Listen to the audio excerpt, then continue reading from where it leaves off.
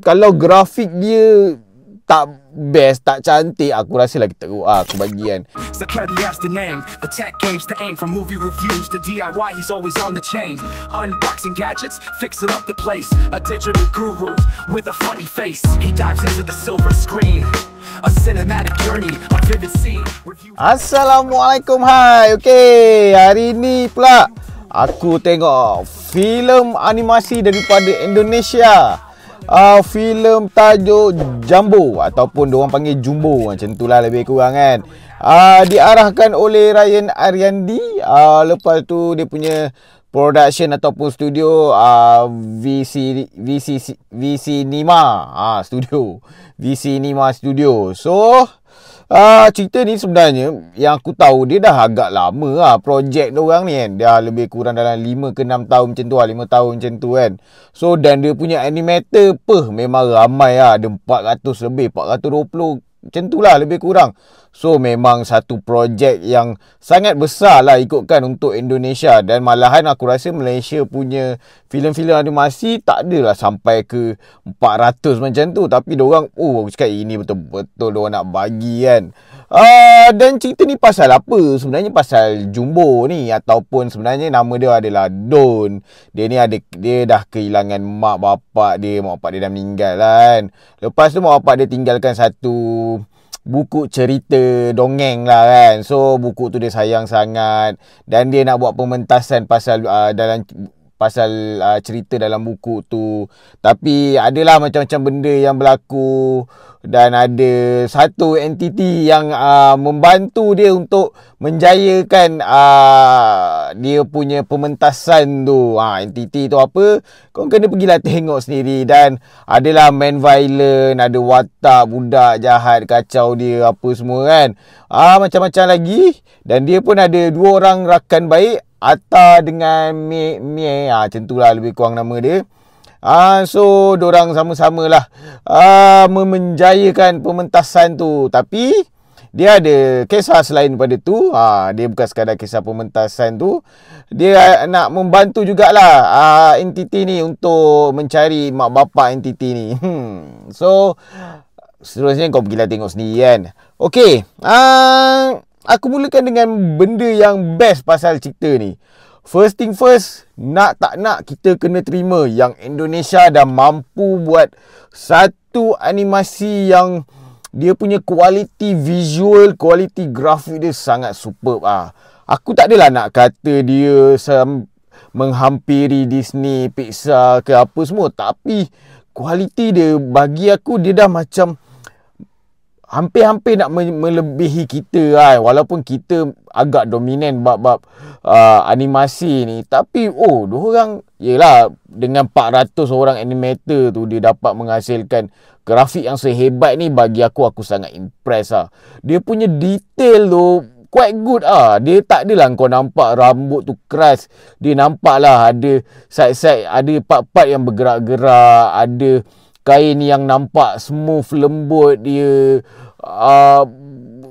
daun-daun, rumput apa semua.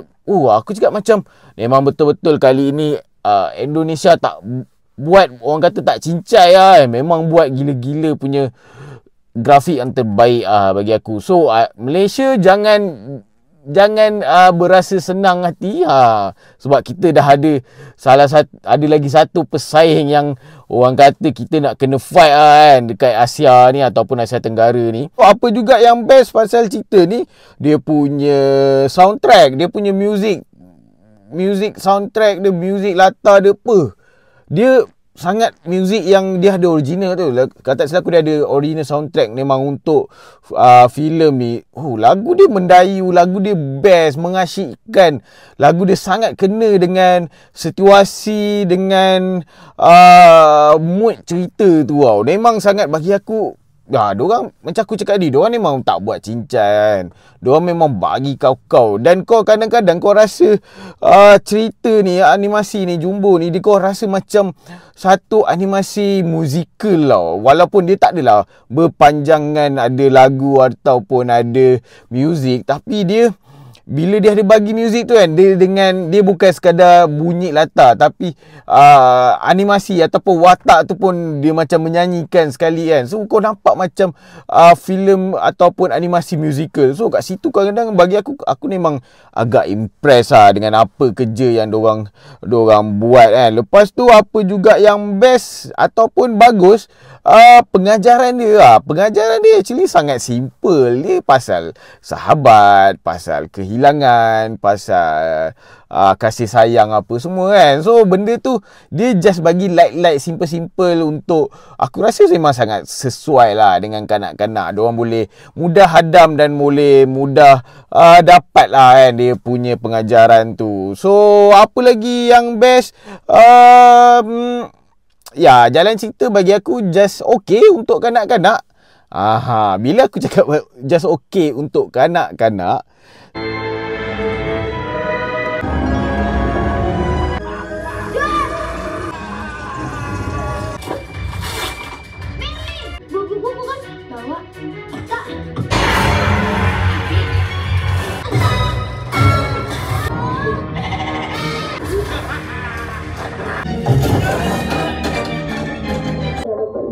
cerita dulu mah. Kalian gak ada yang betul.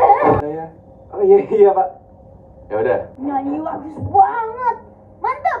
Badai kan datang bersama kedua orang tuanya. Ikut lomba kita. Satria kecil. Kita bikin perjanjian yang batal.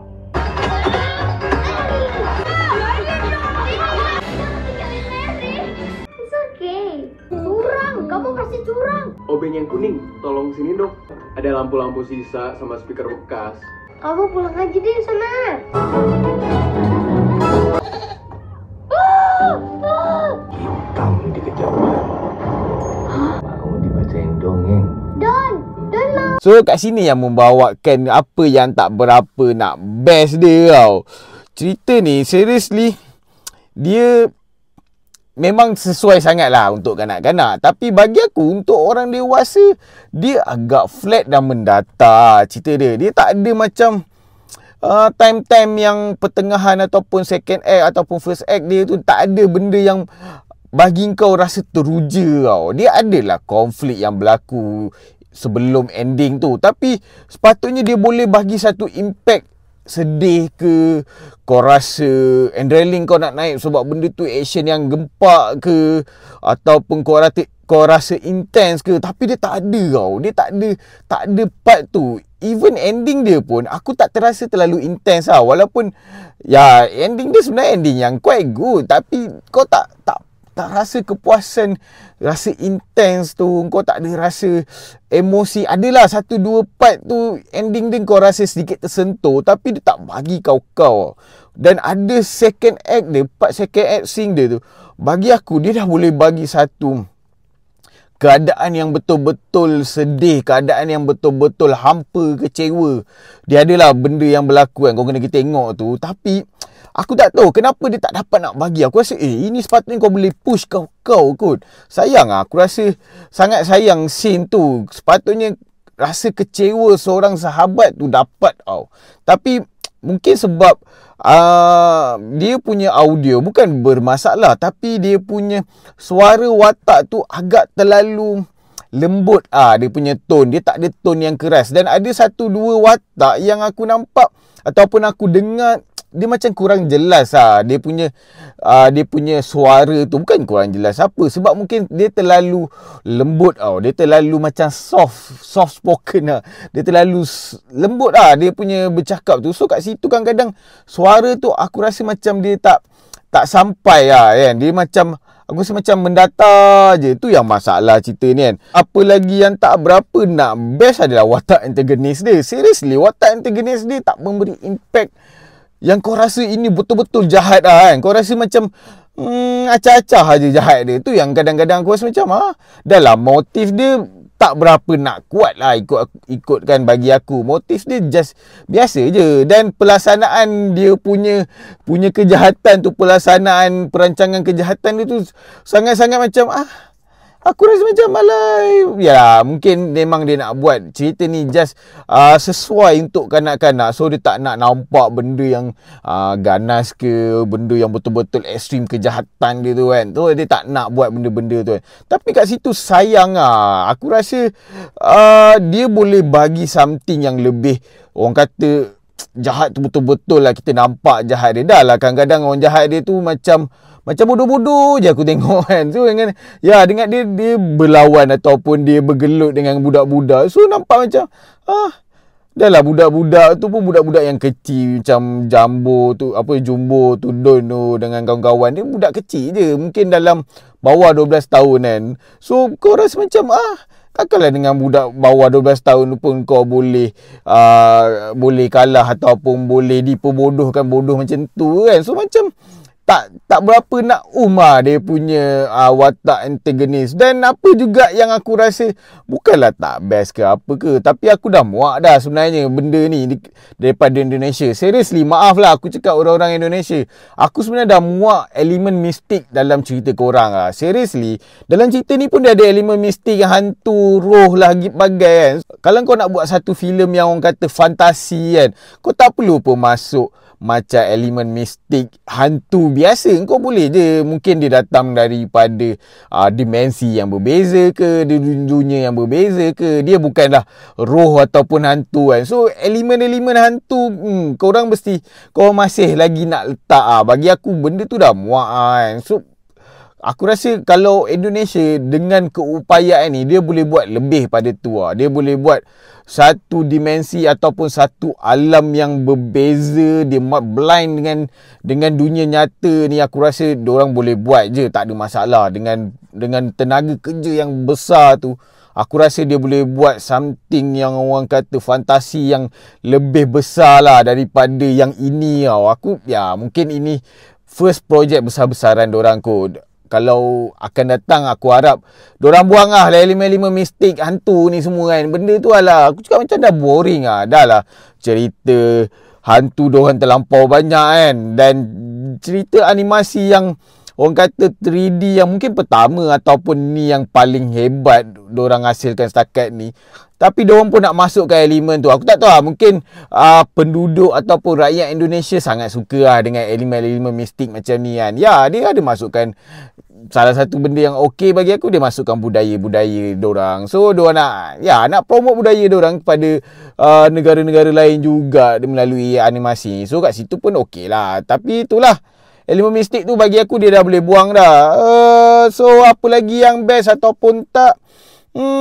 Okey, kalau kau tanya aku, filem ni dia boleh tak nak tackle selera rakyat Malaysia? Aku rasa untuk kanak-kanak dia okey je. Dan dengan musical dia macam aku cakap tadi, dengan grafik yang cantik, dia punya watak-watak tu nampak cute. Ada pula 3 ekor kambing yang kadang-kadang menghiburkan lah. Walaupun seriously, aku sebagai orang dewasa, aku tak dapat dia punya komedi dia, aku tak berapa nak dapat. Dia punya sedih, dia punya action, aku tak berapa nak dapat. Untuk orang dewasa Malaysia, mungkin tak dapat aku rasa kan. Sebab macam kalau dorang tahu ataupun kalau kita dah, rakyat Malaysia dah disajikan filem animasi yang penuh intens, penuh action macam Agent Ali, Bobo Boy, Mecha Mato, even Upin Ipin pun bila movie dia ada scene-scene yang intens. So kat situ mungkin kita dah disajikan dengan benda-benda yang betul-betul dia dia bagi kau-kau kan. Tapi bila Jumbo ni dia bagi something yang flat, mendatar. So dia tak bagi impact kepada orang dewasa. Mungkin tak kurang lah dapat sambutan. Tapi untuk kanak-kanak Malaysia, aku rasa just okay je. Kanak-kanak kan, cerita ni pun dia pengajaran macam aku cakap tadi quite good dan mudah diadam oleh kanak-kanak. So tak ada masalah lah untuk cumanya waktu tayangan tu. Waktu tayangan kalau kau buat time cuti sekolah, aku rasa akan dapat sambutan yang agak lebih baik lah. Dan sekarang ni just kau harapkan weekend je lah. Tu. Dan ada filem animasi daripada US. Kau berlawan lah berdua, tak tahulah siapa yang akan dapat sambutan. So, kalau kau tanya aku sebagai orang dewasa Malaysia, aku boleh bagi berapa bintang? So, aku rasa aku boleh bagi 7 bintang per 10. Kalau grafik dia tak best, tak cantik, aku rasa lagi teruk aku bagi kan. Dan lagu-lagu dia pun aku agak asyik lah. Walaupun filem yang agak mendatar, nasib baik lagu tu membantu jugalah kan. So kalau kau rasa review aku membantu korang, pergi tengok ataupun tak filem Jumbo ni, aku harap kau dapat subscribe YouTube channel aku. Boleh like, boleh share, boleh komen video-video aku. Okay, sekian. Assalamualaikum. Yo, suck it.